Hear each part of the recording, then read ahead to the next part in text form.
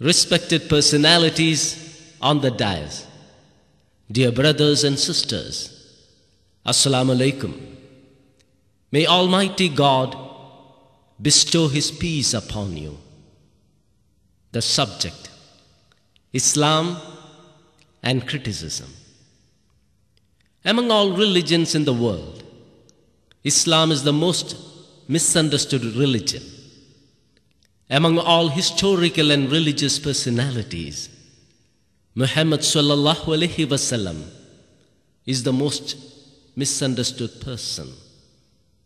Among all scriptures, the Holy Quran is the most misunderstood book. Criticism against Islam, the Prophet and the Holy Quran arises mainly due to two reasons: ignorance and arrogance.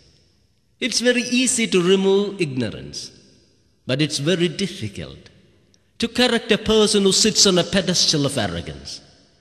The very same communist who considers the beard of Karl Marx and Fidel Castro as progressive considers the beard of a Muslim as a symbol of backwardness.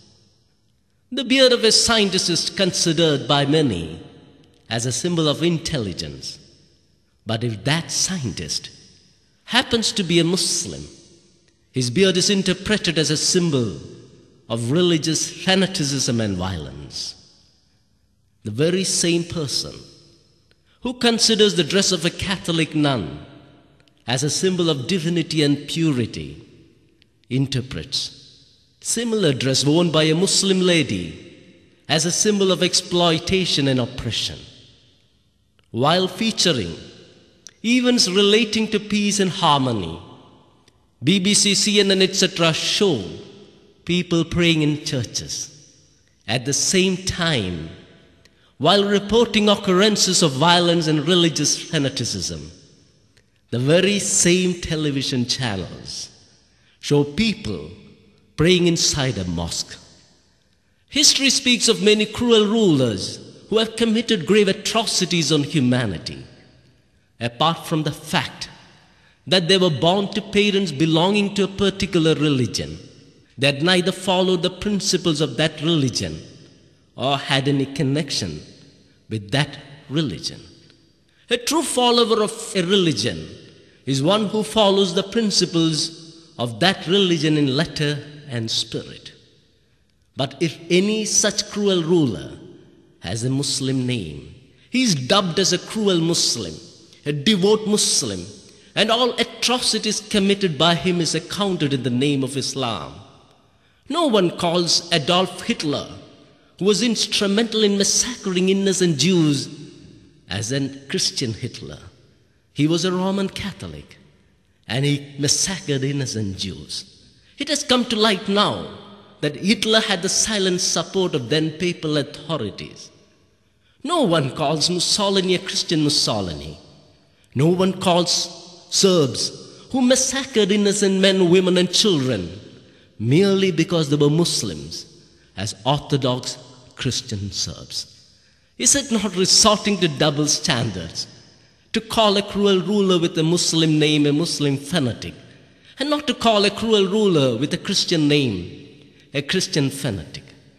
No one calls the atomic bombs that killed thousands in Hiroshima and Nagasaki as Christian bombs.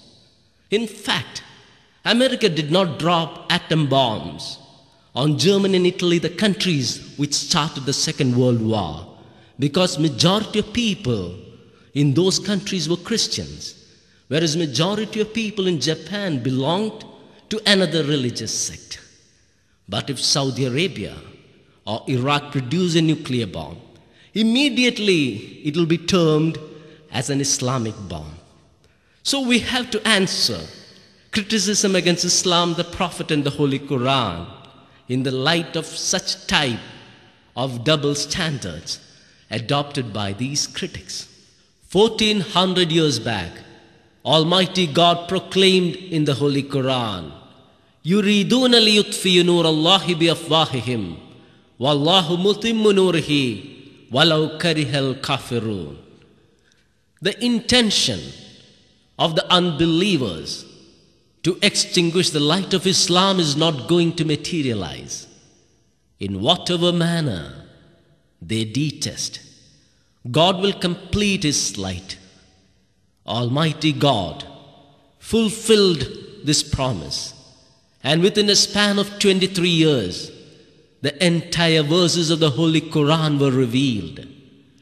14 centuries back, if it was mainly the polytheists in Arabia who tried to shut out the light of Islam, today they are supported by namesake Muslims, prominent personalities of other major religions, communist, atheist, and similar groups. On May 8, 1840, addressing intellectuals in London, Thomas Carlyle, the great intellectual of the 19th century, selecting our dear Prophet Muhammad sallallahu alaihi wasallam as his hero prophet, in his lecture Hero and Hero Worship said, "The lies which we have heaped around this man Muhammad are disgraceful to ourselves only."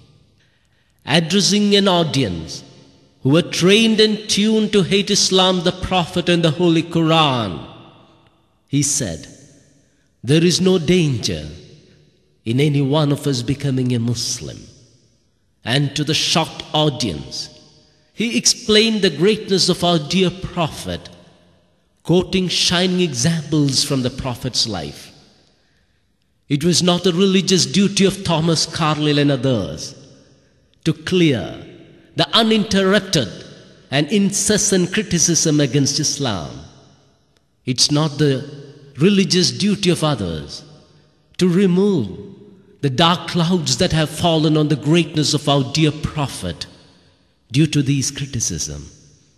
It's not the duty of others to bring out the greatness of the Holy Quran from the shroud of criticism.